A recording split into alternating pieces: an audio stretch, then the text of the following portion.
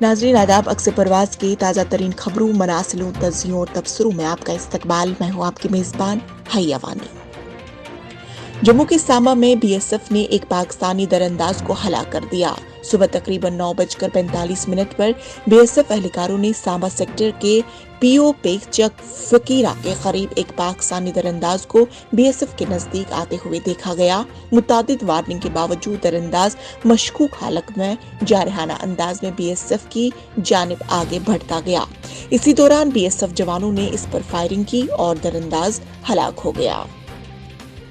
وزیراعظم نریندر مودی آج راجیہ سبھا میں اپوزیشن لیڈر غلام نبی آزاد کی تعریف کی۔ وزیراعظم نے کہا کہ غلام نبی آزاد ہمیشہ شائستگی سے گفتگو کرتے ہیں اور غیر پارلیمانی الفاظ کے استعمال سے گریز کرتے ہیں۔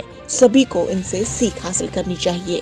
نریندر مودی نے جموں کشمیر میں ڈی ڈی سے انتخابات کرانے سے متعلق آزاد کے بیان کا حوالہ بھی دیا۔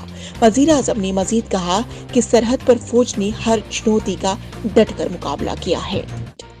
گلمرگ میں فوج کے ڈیکر ڈویژن اور محکمہ سیاحت کے اشتراک سے منعقد 3 روزہ گلمرگ ونٹر فیسٹیول 2021 اختتام پذیر ہو گیا۔ اختتامی تقریب پر مختلف ثقافتی و تمدنی پروگرام پیش کیے گئے۔ سرمائی کھیل مقابلوں میں پوزیشن حاصل کرنے والوں کو انعامات سے نوازا گیا۔ جنوبی کشمیر کے ضلع پلوامہ سے تعلق رکھنے والے 2 نوجوانوں کی فوٹو سماجی رابطہ گاہوں پر وائرل ہوئی، جس میں انہوں نے بندوق ہاتھ میں اٹھا رکھی ہے۔ وائرل تصاویر میں ان نوجوانوں کا عسکریت پسند تنظیم البدر مجاہدین میں شامل ہونے کا دعویٰ کیا گیا ہے۔